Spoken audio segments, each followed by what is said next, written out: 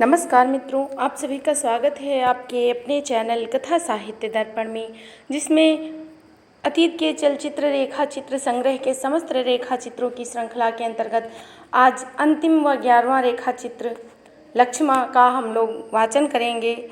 तो महादेवी वर्मा जी की रेखा चित्र संग्रहों के बारे में जो वर्णन है वह इतना सजीव है कि वह वास्तविक चित्र समझ में आते हैं और पढ़ते ही पाठक का हृदय द्रवीभूत हो उठता है।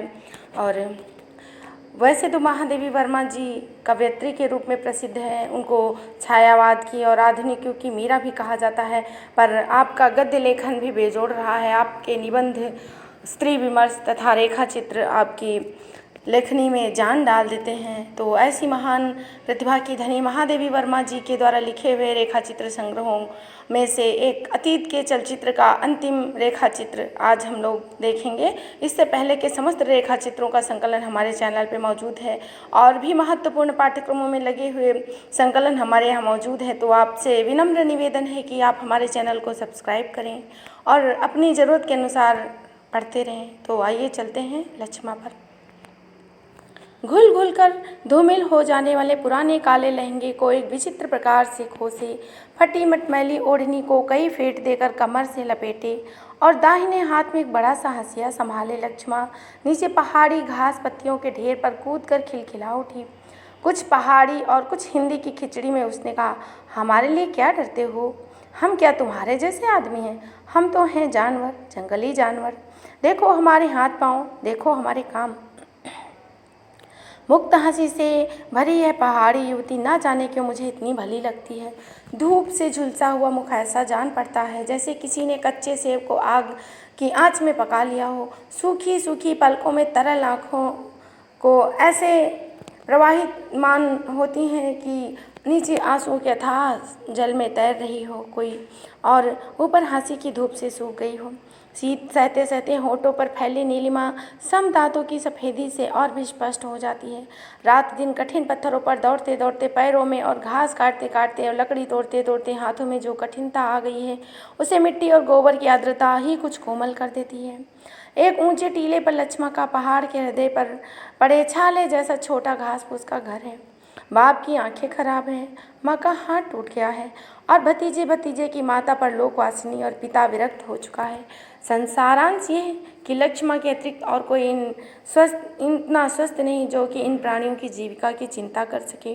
और इस निर्जन में लक्ष्मा कौन सा काम करके इतने व्यक्तियों को जीवित रखे, यह समस्या कभी हल नहीं हो पाती। अच्छे दिनों की स्मृति के समान एक भैंस है। लक्ष्मा उसके लिए घास और पत्तियां लाती है, दूध दूहती है, दही जमाती है और मट्ठा भिगोती है। गर्मियों में झोपड़े के आसपास कुछ हालों भी बो लेती है, पर इससे अन्न का अभाव तो दूर नहीं होता, वस्त्र की समस्या भी नहीं सुलझती। लक्ष्मा की जीवन गाथा उसके आंसुओं में भीग भीग कर अब इतनी भारी हो गई है कि कोई अकथ कथावाचक और चंचल श्रोता भी उसका वार वहन करने को प्रस्तुत नहीं। सभ्यता के शेष चिन्हों से 60 मील दूर स्थित एक गांव में लक्ष्मा का विवाह हुआ। उसकी ससुराल में बहुत ज़मीन थी, बहुत सी खेती होती थी, बहुत गाय भैंस बैल पले थे।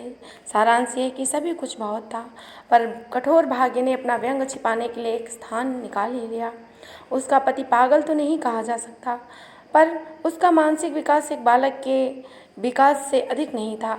पागल लड़के की बुद्धिमती और परिश्रमी बहू को सास ससुर चाह तो सकते हैं, पर देवर जेठों के लिए वह एक समस्या ही हो सकती है, क्योंकि उसकी उपस्थिति में भाई की संपत्ति का प्रबंध करना भी आवश्यक हो जाता है और उसे आत्मसात करने की इच्छा रोकना भी अनिवार्य है। अनेक अत्याचार सहकर भी जब लक्ष्मा ने अपना अधिकार छोड़ने की इच्छा प्रकट नहीं की, तब एक बार वह इतनी अधिक पीटी गई कि बेहोश हो गई और मृत समझ खड्ड में छिपा दी गई। वह कैसे बेहोशी से होश में आई और असह्य कष्ट से घसीट घसीट कर खड्ड के पार दूसरे गांव में पहुंची, ये बताना कठिन होगा। अपने संबंधियों के अत्याचार के संबंध में उसने एक शब्द भी मुंह से नहीं निकाला, क्योंकि इससे उसके विचार में घर की मर्जाद चली जाती। इसके अतिरिक्त अपने मारपीट के बात को अभिमानी लक्ष्मा कैसे बताती। अचानक बहुत ऊंची शिला से गिरकर चोट खा गई। इस कल्पित कथा के असत्य से जिस साहस का परिचय मिलता है, वह पीटे जाने की क्रूर कहानी के सत्य में भी दुर्लभ होता है। मार्ग में 3 दिन तक कुछ खाने को नहीं मिला। लक्ष्मण हंस कर कहती, जब बहुत भूखा हुआ तब पीली मिट्टी का एक गोला बनाकर मुंह में रखा और आंख मूंद कर सोचा लड्डू खाया, बस फिर बहुत सा पानी पी लिया और सब ठीक हो गया।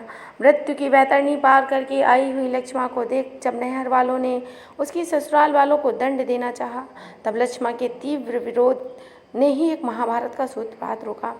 इस अभागी स्त्री की छाया में मानो दुख स्थायी रूप से बस गया। उसके लौटते ही भौजाई ने एक बालिका और एक मास के शिशु पुत्र को उसकी गोदी में रख चिरकाल के लिए विदा ले ली।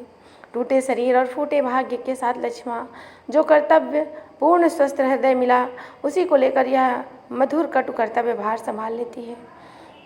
बेचारी संतान पालन क्या जाने, ना आस पास किसी छोटे बालक की माता ही मिल सकी, ना वह शिशु कटोरे से दूध पीना सीख सका। तब लक्ष्मण की बुद्धि में एक नया उपाय उपजा। वह अनुनय विनय कर किसी से तेल की बोतल खाली करा लाई और उसमें कपड़े की बत्ती नुमा ढीली डांट लगाकर बच्चे को पानी मिला भैंस का दूध पिलाने लगी। ससुराल के अत्याचार से उसकी हड्डी पतली ढीली हो गई। कुछ देर बैठने से रीढ़ का दर्द व्याकुल कर देता और खड़े रहने से घुटनों में चिलक उठती, पर उसने बिना किसी सहायता के रात भर खड़े रहकर दिन भर झुककर अपनी भाभी की धरोहर को पाल लिया। और आज वह शिशु इतना बड़ा हो गया है कि पालतू पशु की तरह बुआ का मुँह का अनुसरण करता है।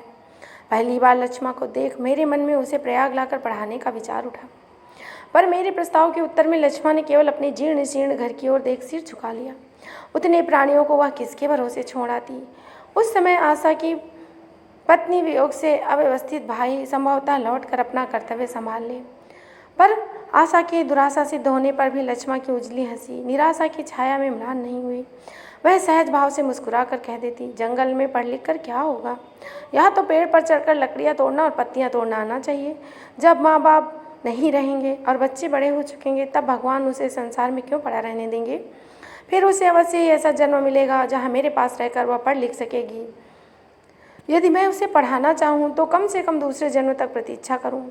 इस विचित्र कथन में यदि कर्तव्य के प्रति सहज निष्ठा और जीवन के प्रति इतना सरल विश्वास न होता तो पगली पर हंसने का जी चाहता।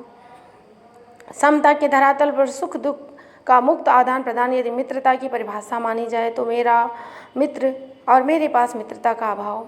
अपने आनंद के प्रकाशन के लिए मेरा निकट कला ही नहीं पशु पक्षी पेड़ पौधे भी बहुत महत्व रखते हैं, क्योंकि उन पर भी अपनी प्रसन्नता व्यक्त करने का मुझ पर पूर्ण संतोष रहता है। दुख का प्रकटीकरण सो उसका लेश मात्र भी भार बनाकर किसी को दुख देना मुझे अच्छा नहीं लगता। दूसरे के सुख में एक प्रकार की निश्चिंतता का अनुभव करके मैं दूर रह जाती हूँ और दुखग्रस्त से मेरा संबंध आधार वात्सल्य ही रहता है। पर कटीली डालियों से छिदे हाथों और पैने पत्थरों से छत विछत पैरों वाली मलिन हास्य से उज्ज्वल लक्ष्मण के प्रति मेरा मन सम्मान से युक्त सख्यत्व की भावना प्रधान लिए हुए। वह अपने दुख में ना इतनी स्थिर है न हल्की कि उसे मेरे सहारे की आवश्यकता पड़े। अनेकानेक अवसरों पर उससे मैंने अपने आप आसपास अपने से ऊंचा पाया। मैं अच्छे अच्छे व्यंजन खा सकती हूँ, ये जानकर भी वह बड़े यत्न से ऐसी वस्तुएं लाती ही रहती है जो मेरे लिए जंगल में प्राप्य हैं। एक दिन वह छत्ते के मोमी टुकड़े के साथ हाल का निकाला हुआ शहद लेकर दौड़ी आई, परंतु खा लेने के अनुरोध में मैं उसे मना कर गई। मीठा मुझे वैसे ही कम रुचता है। उस मधु को देखते ही मुझे मधुमक्खियाँ इस तरह स्मरण आने लगती हैं कि खाना कठिन हो जाता है, पर लक्ष्मण के अनुरोध की रक्षा के लिए कुछ चखना ही पड़ा। वहाँ तो अनेक व्यक्ति मधुमक्खियाँ पाल कर मधु व्यापार करते हैं, पर लक्ष्मण ना तो मधुमक्खियों को पालने के लिए काठ का बना घर खरीद सकती है और न घर की दीवारें ही ऐसी हैं जिनमें ऐसा घर बनाया जा सके। पूछने पर पता चला कि घर की दीवार फट गई थी। लक्ष्मण को उसी दराज में मधुमक्खियाँ पालने की इच्छा हुई, पर मक्खियाँ वहाँ पहुँचे तो कैसे। प्रतीक्षा करते करते थक कर लक्ष्मण मधुमक्खियों को पकड़ पकड़ कर उस दरार में बैठाने लगी। कई बार उसके हाथों से काटने के कारण सूझने भी लगे। कई बार संकीर्ण घर को नापसंद कर वे मधुमक्खियाँ उड़ गई, पर अंत में कुछ उदार मधुमक्खियों ने बस कर बेचारी लक्ष्मण को कृतार्थ किया। इसी प्रकार एक बार मेरे आने के दिन सब जगह घूम घूम कर उसने मुझे विदा देने के लिए काले अंगूरों का गुच्छा लिया। भैंस जब दूध देती है तब कभी काठ की प्याली में दूध, कभी दोने में दही और कभी पत्ते पर मक्खन लिए लक्ष्मण दौड़ी दौड़ी आती है और गोबर मिट्टी से गीले पैरों के द्वारा सूखे फर्श पर मटमैले चित्र बनाती हुई मेरी चौकी के पास पहुंचकर थोड़ा सा खा लेने के लिए हठ भरा अनुरोध करने लगती है। आदि से अंत तक मेरी शिक्षा छात्रावास में ही हुई। बीच बीच में घर जाने पर माँ खिलाने पिलाने की विशेष चिंता करती थी। इसी से मैं ऐसी चिंता की अभ्यस्त नहीं। पढ़ना समाप्त होने पर मैंने स्वयं अनेक अभ्यर्थिनियों की चिंता करने का कर्तव्य स्वीकार कर लिया था। मुझे हटकर खिलाने वाले व्यक्तियों का अभाव ही रहा, और मेरे आरोपित और कल्पित बड़प्पन को दूर कर मुझे बचपन की सहज स्वाभाविक स्थिति में पहुंचा देता है लक्ष्मा का प्यार।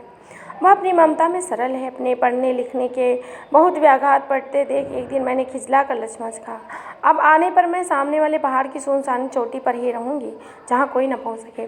निरंतर सबके भोजन की चिंता करते करते वह जान चुकी कि भोजन की समस्या सहज सुलझने वाली नहीं, और बिना उसे सुलझाए संसार का कोई काम नहीं हो सकता। निर्जन में कहीं मैं भी इस समस्या में उलझ ना जाऊं, यह सोचकर उसने जो उपदेश गर्भित अनुरोध किया वह उसी के योग्य है। लक्ष्मा की इच्छा है कि जब उसकी भैंस 2 वर्ष की बढ़िया 4 वर्ष की होकर दूध देने लगी तब मैं पहाड़ की ऊंची ऊंची चोटी पर रहूं। तब एक भैंस का दूध बूढ़ी दादी और बच्चों के काम आएगा और दूसरे का मेरे लिए। वह प्रतिदिन नियम से 1 सेर दूध और 1 सेर दही, 2-4 आलू और लकड़ी पानी आदि वहाँ पहुँचाया करेगी। वह बोलेगी नहीं, केवल दरवाजे से सब कुछ रख कर चली आएगी। जब मेरी मोटी पोथी लिख जा चुकी होगी और मैं अकेले रहते रहते उब जाऊंगी तो लक्ष्मा लक्ष्मा पुकार कर आवाज़ दूंगी और वह सब कौन छोड़कर पहुंचेगी और सब सामान यहाँ तक कि कुटी का छप्पर भी ढोकर नीचे ले आएगी। इस महत्वपूर्ण प्रस्ताव के अंत में जब लक्ष्मा बड़ी विनीत गंभीरता से मेरे मुख की ओर देखने लगी तब मैं विस्मय से बोल ही ना सकी। एकांत और निर्जन सहज प्राप्य है। मोटे मोटे पोथे लिख लेना भी कठिन नहीं, पर लक्ष्मा जैसे अकारण ममतालु हृदय दुर्लभ मिलेंगे। लक्ष्मा का यह कथन उसके पास भाग्य की कमी है, समझ की कमी नहीं, यह सिद्ध करता है। एक बार मेरा हिमालय का चित्र बनता देखने पर वह बोली, सामान मिले तो मैं ठीक ठीक बर्फान उतार देती। मैंने उपहास के भाव से प्रश्न किया, क्या चाहिए? लक्ष्मा ने कुछ विचित्र भावभंगी से जो उत्तर दिया उसका अर्थ था, एक बड़ा नीला कागज चाहिए और सफ़ेद हरा रंग। फिर वह एक बहुत ऊंची चोटी पर किसी समतल चट्टान के ऊपर अपना नीला कागज बिछा देगी। दिन भर बैठेगी और कहीं दीवार की तरह खड़े, कहीं छप्पर की तरह फैले और कहीं मंदिर के समान कलशदार हिमालय को उतारेगी। नीला कागज आकाश रहेगा, सफ़ेद से बर्फ बनेगी और हरे से देवदार के पेड़। छोटी लक्ष्मा की बुद्धि का इतना विशाल परिचय पाकर चकित होना मेरे लिए स्वाभाविक था।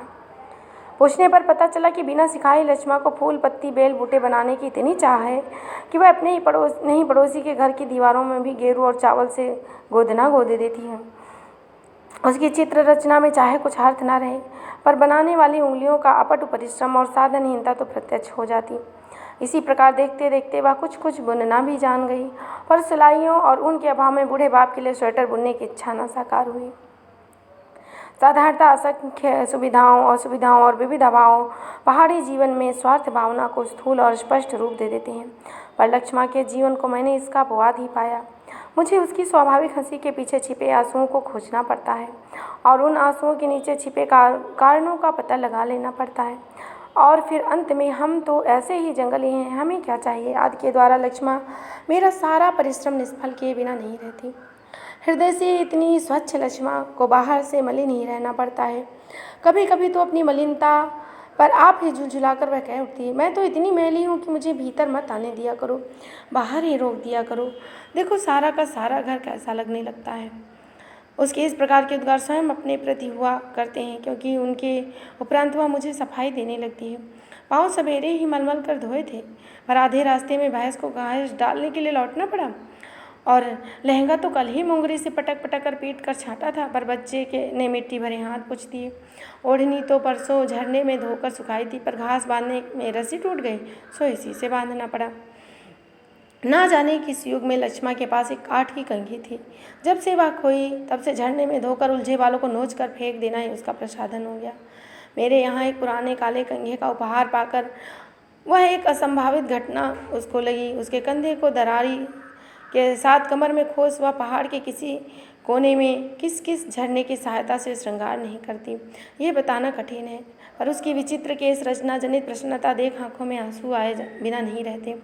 श्रृंगार के असंख्य अभूतपूर्व साधनों से भरी 20वीं सदी में जिस स्त्री के लिए इतनी तुच्छ सी वस्तु इतनी दुर्लभ है, उसके भाग्य को कौन सा नाम दिया जाए। उसके घर ना जाने कब की पुरानी और कीड़ों की खाई हुई दुर्गा जी की तस्वीर है। सवेरे सांझ उसके सामने कुछ अंगारे रखकर उन पर सूखी पर सुगंधित पत्तियों को डाल वह धूप देखकर कह लेती है कि जैसे उस पर बुरी दृष्टि डाले उसकी आंखें जलकर छार हो जाएं। दूसरों की आंखों का मंगल चाहने से किसी के पवित्रता की रक्षा नहीं होती, क्योंकि वास्तविक पवित्रता का प्रमाण तो यही है कि मलिन से मलिन दृष्टि भी उसका स्पर्श पाकर पवित्र हो जाए। इस सत्य को समझना सरल नहीं था, पर लक्ष्मा को मेरे कथन के सूक्ष्म भाव तक पहुँचने में कठिनता नहीं हुई। तब से उसके धूप दीप में अपने ही नहीं सबके कल्याण की कामना होती है। यह पर्वत की कन्या जितनी निडर है उतनी ही निश्चल। जिस प्रकार अपनी धराती के साथ वह अंधेरी से अंधेरी रात में मार्ग ढूंढ लेती है, उस प्रकार अपने निश्चय के साथ वह घोर से घोर विरोध में भी अटल रह सकती है। कुछ वर्ष पूर्व लक्ष्मा के जीवित होने का समाचार पाकर ससुराल के कुछ संबंधी उसके अबोध पति को लेकर उसे बुलाने आए। उसने अपने बालक बुद्धि पति से अनुरोध किया कि वह अपने भाइयों को सब कुछ सौंप कर आ जाए और उसी के पास रहे। वह स्वयं भैंस की गोठ में पड़ी रहेगी, पर पति के लिए एक लिपि पुती स्वच्छ कोठरी का प्रबंध कर देगी। स्वयं चाहे मलिन दुर्गंधित घास में पड़ी रहे, पर उसके लिए गांव वालों से चारपाई मांग लावेगी। आप भूखी रह लेगी, पर रात दिन मजदूरी करके उसके भोजन का प्रबंध कर देगी। लक्ष्मा के साथ उसका विवाह हुआ है, अतः उसे जीवन भर नहीं छोड़ेगी, पर वह उसके घर नहीं जा सकती, क्योंकि वहाँ वो लोग उसको मार डालेंगे और यहाँ उसके माता पिता भतीजी भतीजे भूख से अपने आप मर जाएंगे।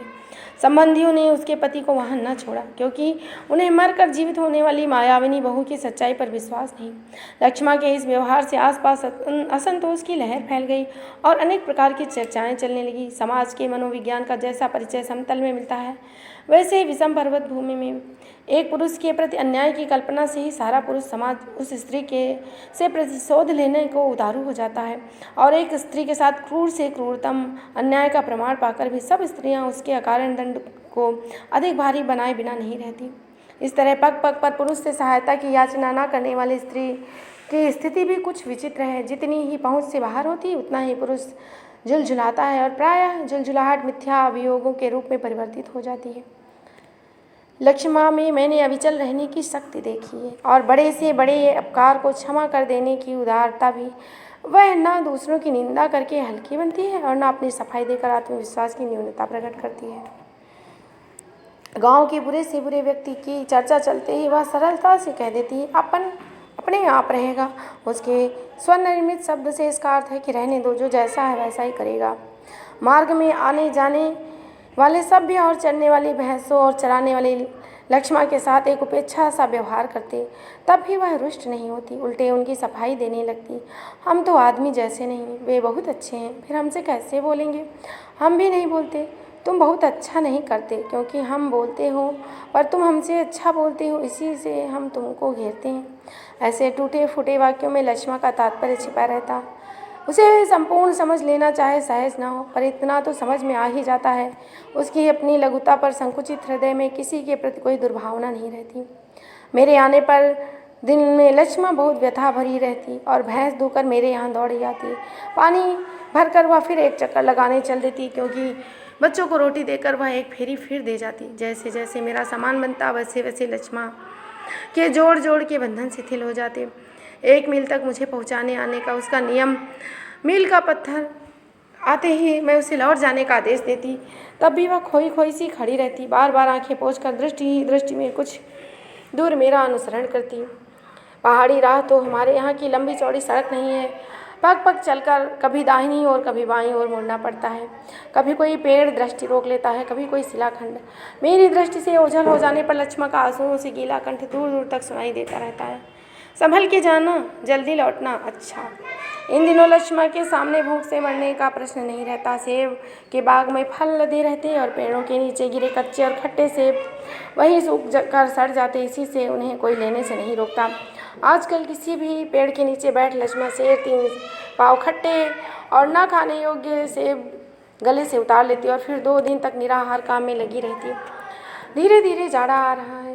धरती के हृदय का दुख भार के समान 3-3 फीट ऊंची बर्फ जम जाएगी और अपने घरों में आग तापते पुरानी अन्य कथाओं और नए ढंग से कहते और संपन्न निर्धन सब अपने संचित अन्न के भरोसे प्रकृति की तरल पर क्रूर कीड़ा का उपहार करेंगे। जब कुछ पशु नीचे गर्म गांवों की ओर भेज दिए जाएंगे और कुछ सुखाए हुए घास देकर गर्म गोष्ठों में सुरक्षित रखे जाएंगे। तब विकलांग, बूढ़े, असमर्थ बालकों और असुरक्षित पशुओं को लेकर लक्ष्मा क्या करेगी? मुझे उसका कोई समाचार नहीं मिलता। यह सत्य है और नहीं भी। वह पढ़ी लिखी होती तो पत्र लिखने की सुविधा रहती। यह सुन लक्ष्मा एक विचित्र भावभंगिमा के साथ अपनी अटपटी भाषा में उत्तर देती। हम तो अपने जैसे चिट्ठी लिख लेते हैं, एक टीले पर बैठकर सोचते हैं, यह लिखा वह लिखा, बस लिख लिया। वह लिखना अच्छा नहीं होता। फिर जब मन में आता कि चिट्ठी गई, तब उठकर खुशी से घास काटने लगते हैं।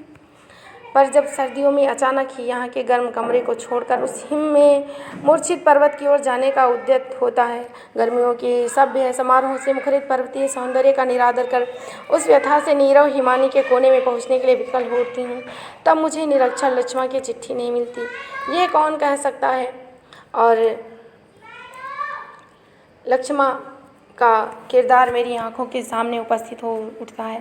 तो इस तरह आपने सुनी महादेवी वर्मा जी के द्वारा लिखे उनके अतीत के चलचित्र चित्र संग्रह का एक रेखाचित्र, अंतिम रेखाचित्र, 11वां रेखाचित्र। इस रेखाचित्र संग्रह में 11 रेखाचित्र थे और समस्त रेखाचित्रों का संकलन हमारे चैनल में किया गया है। तो फिर सुनते रहिए। फिर मिलेंगे आपसे एक नए तथ्य के साथ। तब तक के लिए जय हिंद, जय हिंदी, धन्यवाद।